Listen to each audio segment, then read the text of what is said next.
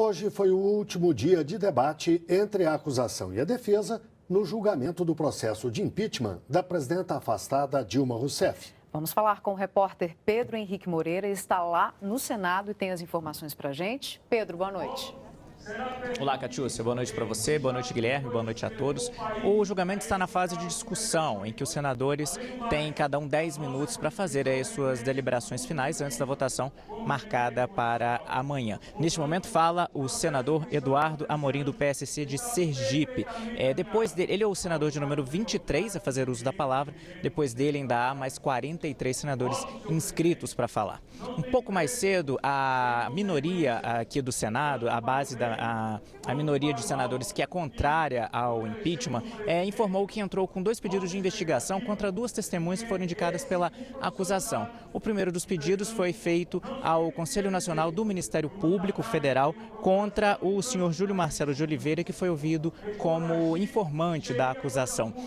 E um outro pedido de investigação foi feito ao Ministério Público Federal, também contra o procurador Júlio Marcelo e contra o senhor Antônio Carlos da Costa Dávila. Esses senadores da minoria querem que seja investigada a conduta de ambos no Tribunal de Contas da União, quando eles atuaram aí na elaboração do parecer que indicou a rejeição das contas da presidenta afastada. Bem, a sessão de hoje começou pela manhã, que foi reservada aí às falas finais dos advogados, tanto da defesa quanto da acusação.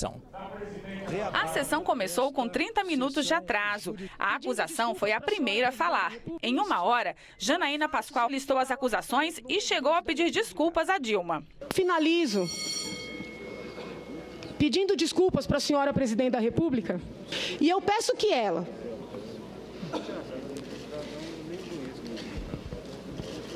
um dia entenda que eu fiz isso pensando também nos netos dela.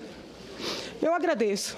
Após sua fala, um ensaio de tumulto. O senador Aloysio Nunes acusou o deputado José Guimarães de insultar Janaína. Se esse senhor não vier a se comportar adequadamente, que o faça retirar do plenário pela polícia do Senado Federal, que é isso que ele merece. A gente pede um mínimo de respeito, não somente para nós, mas para todos os deputados federais que para cá veio com todo o direito de parlamentar que tem a assistir à sessão. Obrigada. O tempo de acusação foi dividido com o jurista Miguel Reale Júnior, que falou logo depois. Há crime de responsabilidade, a autoria e a dolo.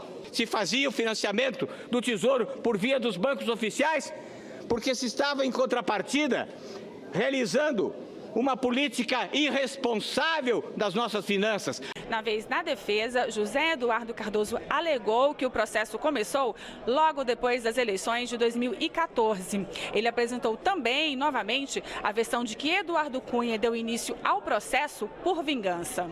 Abre-se contra ele um processo na Comissão de Ética da Câmara dos Deputados. E ele manda o ultimátum final. Ou a bancada do Partido dos Trabalhadores vota para encerrar o processo de Eduardo Cunha, ou eu abro o impeachment. E lembrou da trajetória de Dilma. No seu corpo ficaram as marcas da tortura, na sua alma ficou a marca da indignidade, mas os pretextos se foram. Como os pretextos também irão se ela for condenada. Fora do plenário, Cardoso reclamou da acusação e se emocionou. As palavras da acusação foram muito injustas.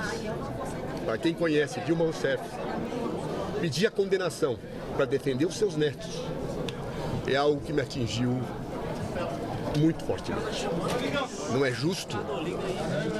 Ou seja, eu acho que do ponto de vista humano, aquele que perde a capacidade de se indignar diante da injustiça, perdeu sua humanidade.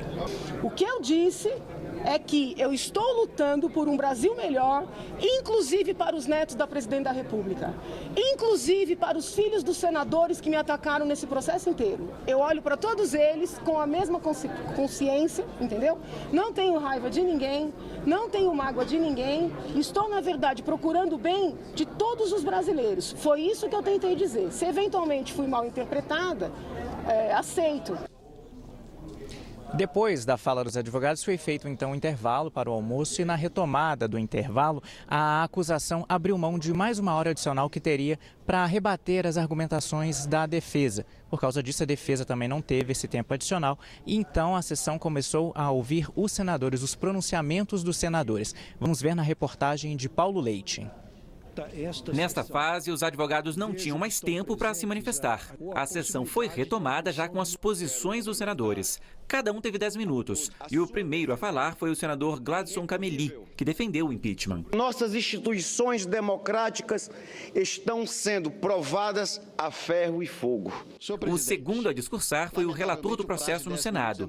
Também favorável ao impeachment, Antônio Anastasia voltou a dizer que houve crimes e que eles foram cometidos por Dilma Rousseff. Nós temos, volto a dizer, na minha opinião, a possibilidade e a necessidade da votação pela conclusão desse processo e, de fato, a apenação de acordo com o que está na Constituição da República da ocorrência dos crimes de responsabilidade. O terceiro senador foi o primeiro a defender a presidenta afastada. Questionou como a história vai julgar os senadores se a saída definitiva de Dilma se confirmar. E fez o mesmo com parte da imprensa, que, segundo ele, lutou pelo impeachment. A imprensa brasileira está sendo justa com a senhora presidenta Dilma?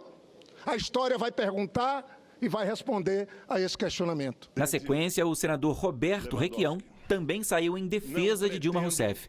Ele leu a carta de despedida do ex-presidente Getúlio Vargas, defendeu novas eleições e negou que Dilma Rousseff tenha cometido crimes. Não são as pedaladas ou a tal irresponsabilidade fiscal que a excomungam. O próprio relator da peça acusatória praticou-as à larga, só que lá em Minas não havia um providencial e desfrutável Eduardo Cunha. A essa hora, às 13h15 da tarde, tinham outros 62 senadores inscritos para falar, ou seja, mais de 10 horas pela frente. O senador Assir Gurgax não falou como vai votar no processo de impeachment, mas subiu à tribuna do Senado para pedir união nacional. Precisamos fazer uma grande concertação, um grande pacto pelo Brasil, com um governo de notáveis, de pessoas com reconhecida capacidade técnica para tirar o Brasil da crise. O senador Fernando Collor relembrou a trajetória dele e o processo de impeachment que sofreu 24 anos atrás. Ele fez críticas ao governo Dilma, mas não anunciou o voto.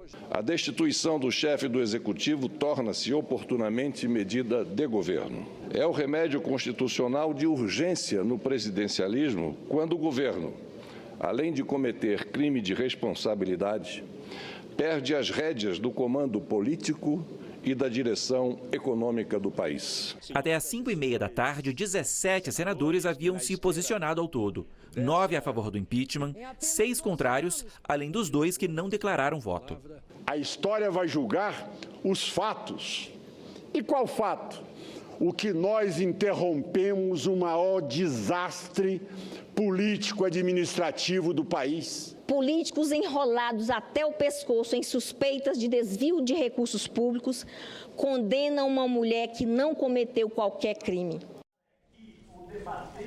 E hoje, pela manhã, em São Paulo, vários protestos foram realizados contra o presidente interino Michel Temer. Os atos foram organizados pelo Movimento dos Trabalhadores Sem Teto. Segundo a Secretaria de Segurança de São Paulo, 4 pessoas foram detidas. Barricadas com pneus em chamas foram montadas em vários pontos da capital paulista. Um grupo caminhou pelas ruas do Butantã, na Zona Oeste, carregando faixas e gritando palavras de ordem. Também houve protestos em algumas das principais rodovias que dão acesso a São Paulo. Na Regis Bittencourt, principal ligação da cidade com a região sul do país, o trânsito foi totalmente bloqueado pela manhã. Em Mauá, cidade da região metropolitana, o rodoanel também foi fechado por manifestantes do movimento do Sem Teto.